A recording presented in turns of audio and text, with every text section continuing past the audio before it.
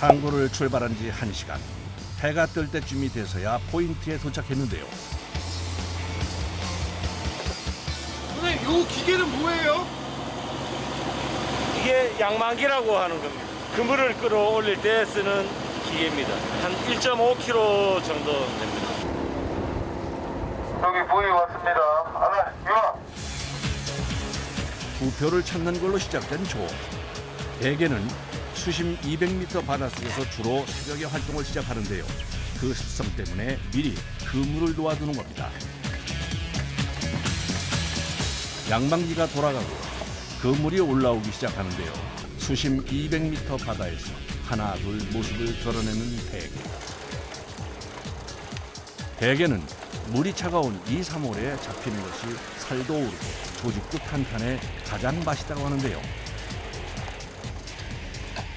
그물을 걷는 족족 올라오는 대게. 씨알이 굵은 것들이 중간중간 들어있는 걸 보니 시작이 좋네요. 대게에 상처가 나지 않게 조심스럽게 그물을 정리하는 작업자. 죽기 전에 떼어내야 해서 서둘러야 하지만 신중해야 하는 작업. 대게 조업 과정 중에서 가장 손이 많이 가는 작업으로 더욱 신경 써야 한다는데요. 다리가 떨어지면 비품 되거든요. 비품이라니요? 그러니까 뭐 원래 다리가 하나 없는 거는 정품이고요. 하나까지는 아, 2개부터는 네. 비품 돼요. 반값 되겠죠, 반값. 그러니까 조심해서 해야죠, 조심해서. 신경 써서. 한마디로 대게 가격과 직결된 것이라 더욱 조심스러운 작업. 대게 조업만 수십 년째인 작업자에게도 대게를 떼어내는 일은 고된 작업으로 손꼽힌다는데요. 경우에 따라서는 한 마리 떼어내는 데만 일부는 좋게 걸리기도 한답니다. 떼어낸 대게는 반드시 배 부분이 위로 오도록 놓아야 하는데요. 이유가 있다는 것. 개를 이렇게 놓으면 물 속에 안 들어가 있는데 바깥에서 이렇게 놓으면 빨리 죽고요. 그리고 이렇게 넣어서 죽으면 여기가 까매져요. 장이 밑으로 쏠려가지고 예, 죽어도 이렇게 죽어야 됩니다. 그래야 이게 먹을 수 있어요. 대게를 신선 상태로 육지까지 가져가려면 신경 써야 할 게 많습니다. 어창으로 들어가기까지는 또 하나 과정을 거쳐야 하는데요. 선별하는 거예요.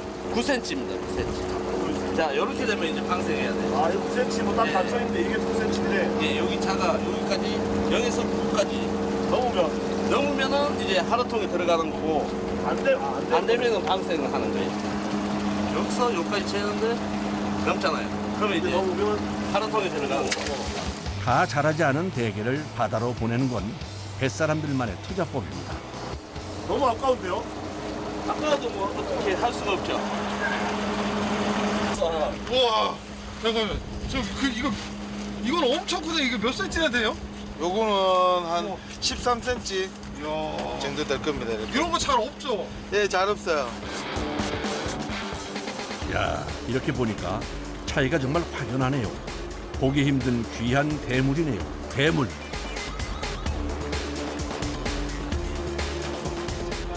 이 박다리요, 색깔 틀리지?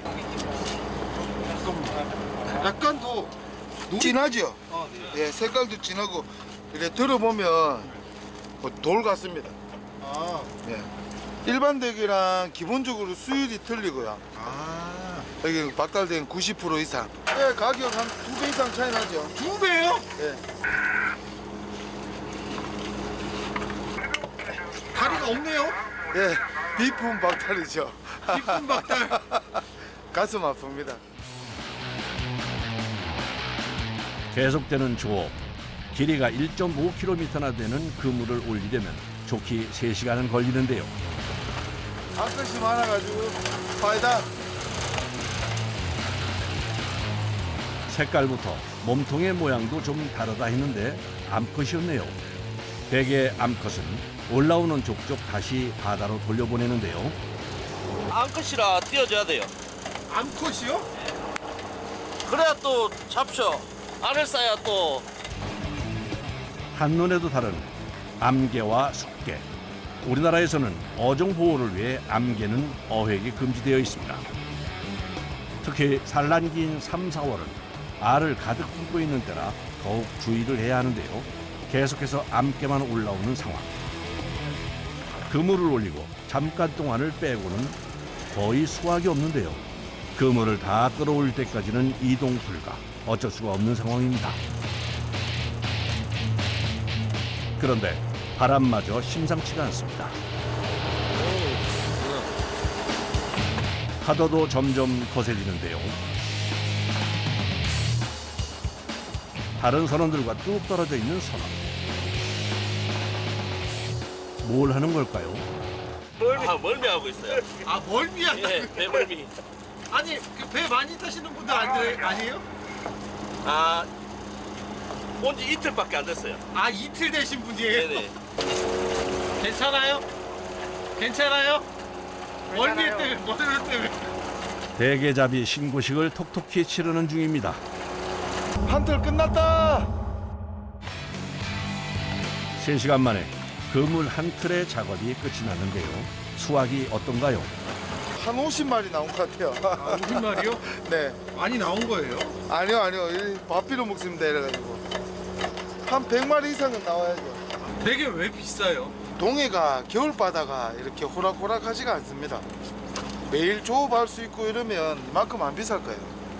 아 매일 조업을 못해서요? 네, 그렇죠. 조업도 못할 분들은 힘들죠, 이게. 예, 어떤 사람들은 여기 한번 타고는 아우 누가 객값이 비싸다고 그런 얘기 하냐면서 그러더라고요. 살이 단단하게 차오르는 2월부터가 실한 대게를 맛볼 수 있는 시기인데요. 바다가 거칠어 한 달에 보름도 조업을 하기 힘들다고 합니다. 날씨가 더 나빠지기 전에 서둘러 다음 포인트로 이동을 하는데요. 그런데 어째 표정이 좋지 않습니다. 우리는 못 봤죠. 없어가지고. 소망한 포인트를 적어둔 좌표 지점에 왔는데도 도통 보이지가 않습니다. 요 부페 없거든. 조세한데. 겨울에 이제 날씨가 또 험하잖아요. 파도가 이제 세니까 줄에 힘을 많이 받잖아요. 막 배가 올라갔다 내려갔다 하면서요.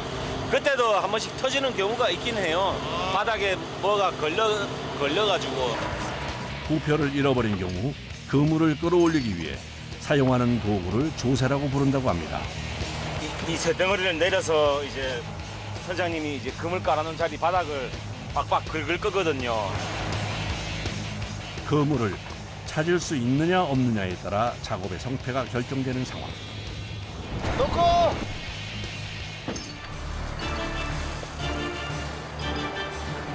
이 조세 하나에 온데 수확량이 달린 겁니다.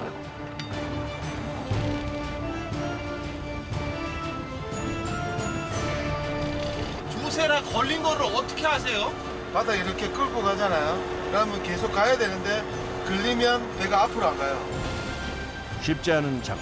이제부터는 선장님의 기술에 모든 게 달렸습니다. 포인트 좌표를 중심으로 이리저리 배를 움직이기를 1시간. 아, 안 가네. 준비해라. 요 풀어. 과연 그물이 올라올까 궁금해지는데요.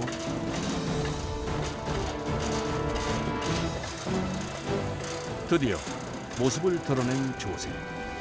그 끝에 그물이 보입니다.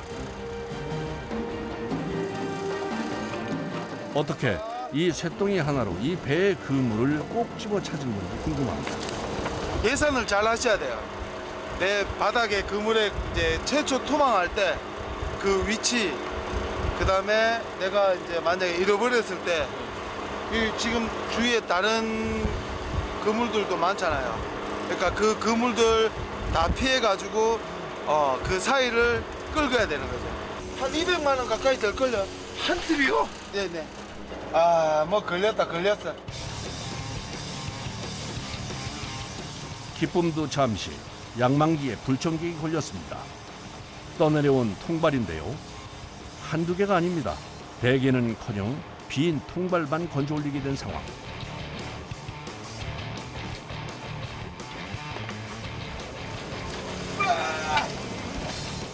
날씨 때문에 바다에 나오지 못하다가 오랜만에 나선 조. 하필 상황이 곤란하게 된 건데요. 아, 오늘 영빠이다.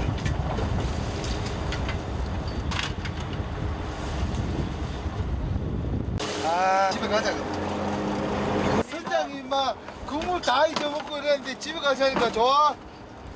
맞습니다. 어? 야, 이 새끼야. 와, 이거 좋습니다. 이런데. 근데 완전 망인데 걔는 거의 한 마리도 없네. 예. 마음 좀 추스려가지고 다른 데 작업하러 한번 또 가야죠. 해지기 전까지 조업을 마치려면 서둘러야 합니다. 이동하는 사이 선장님이 선원들을 위해 나섰습니다. 조업하느라 끼니도 못 챙긴 선원들에게 대게 요리를 해줄 모양인데요. 어떤 요리가 나올까 기대가 됩니다.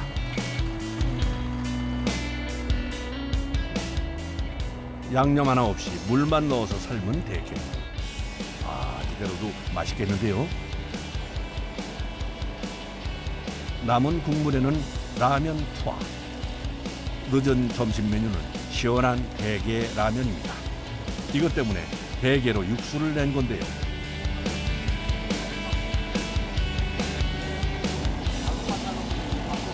자, 먹읍시다.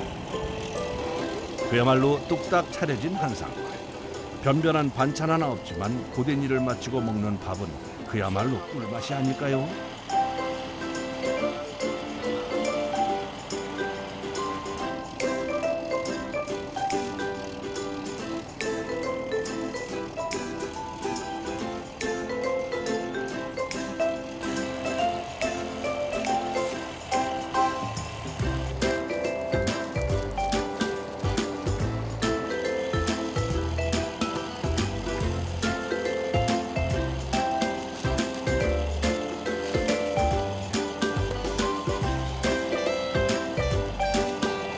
배직입니다. 한 20만 원 되겠습니까? 이건 돈 내고도 못 먹습니다. 이 바다에서 먹는 이 분위기랑 어디에서 따라올 수가 없죠. 그렇죠. 변변한 반찬 하나 없지만 고된 일을 마치고 먹는 밥은 그야말로 꿀맛이 아닐까요? 드디어 마지막 조업지에 도착했습니다. 하루에 최대 작업할 수 있는 그물은 3틀. 해지기 전에 작업을 마치려면 서둘러야 하는데요. 기다렸던 부표가 확인되고 드디어 작업이 시작됩니다. 다시 돌아가기 시작한 양망기. 그 위에 기다렸던 대게의 모습들이 보입니다. 이번에는 꽤 많이 잡아 올린 것 같은데요. 아, 좋다. 예. 이게 영덕 대게 아닙니까? 아, 여기 굉장히 크네요. 예. 오, 여기는 그래도 양이 꽤 될 것 같은데. 네, 그래도 처음에 했는데 보다는 좀 나았습니다. 좀 전에 허탕을 만회하듯 금세 대게로 가득 채워진 배안. 그야말로 만선입니다. 대게는 색이 선명하고 단단할수록 좋다는데요. 대게가 많이 올라올 때면 다른 손님들도 그물에 걸리곤 합니다. 그죠? 흑고동.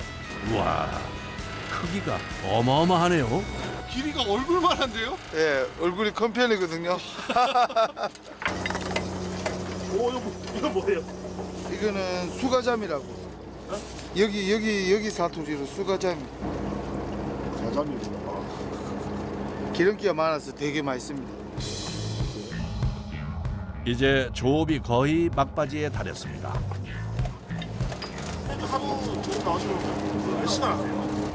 10시간? 허리가 제일 허리하고 등이죠. 완전 약간 점점 이렇게 더 기대시는 것 같더라고요. 대게 조업의 특성상 쪼그려 앉아서 하는 일이 많은데요. 그러다 보니 허리 통증을 달고 삽니다. 하지만 좋은 점도 있다는데요. 대게잡이 배를 타지 않고는 맛보기 힘든 별미를 먹을 수 있다는 겁니다. 개들이 탈피를 하거든요. 이제 그 탈피 직전에 이제 속에 살이 물렁물렁합니다. 예, 그거 호깨라고 그래요. 배 사람들만 먹을 수 있습니다. 입맛이 확 살아나거든요. 자, 이제 들어가자. 바다로 온 지 10시간 만에 육지로 돌아가는 길. 선원들에게는 고된 몸을 잠시 쉬는 소중한 시간입니다. 변덕스러운 날씨와 상황에도 포기하지 않고 조업에 매달린 선원들. 그 덕분에 대게를 품고 돌아올 수 있었습니다.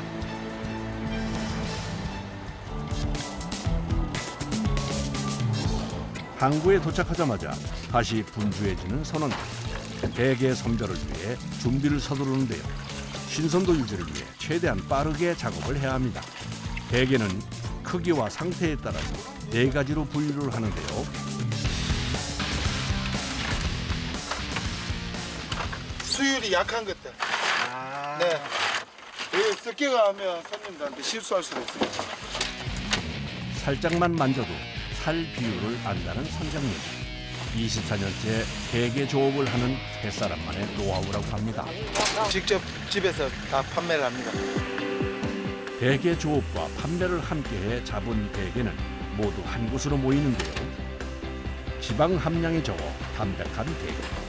씹히는 맛 또한 일품인데요. 그 중에서도 최고로 치는 것이 박달대게.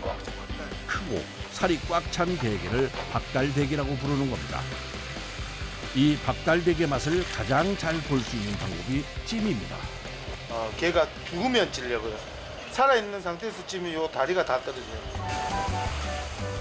대게의 모습을 온전히 보존하기 위해서 미지근한 물에 1차로 담가두는 건데요. 집에서 찌면 김이 올라오고 난 뒤에부터 한 15분 정도 찌고요. 그리고 불 끄고 한 5분 정도 뜸을 들이셔야 돼요. 대게 특유의 이 각각류 특유의 비린 맛 싫어하시는 분들은 맥주 조금 넣어가지고 찌면 그런 맛을 다 잡아줘요. 단맛과 짠맛의 조화가 완벽한 마성의 맛. 대게찜이 완성됐습니다. 사라진 입맛까지 돌아오게 만드는 대게. 이 맛을 보기 위해 봄이면 영덕을 찾는 사람들이 많습니다.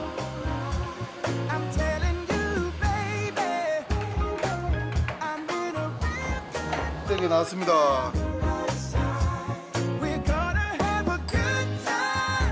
빈틈없이 살이 차 있는 박달 대게집에 대게 요리에 빠질 수 없는 내장 비빔밥까지 바다 냄새 물씬 나는 한상이 차려졌습니다.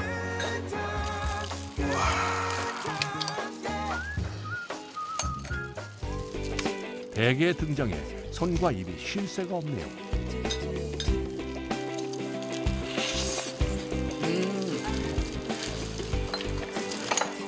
살이 진짜 꽉 차있네. 와, 이 살 봐봐. 와.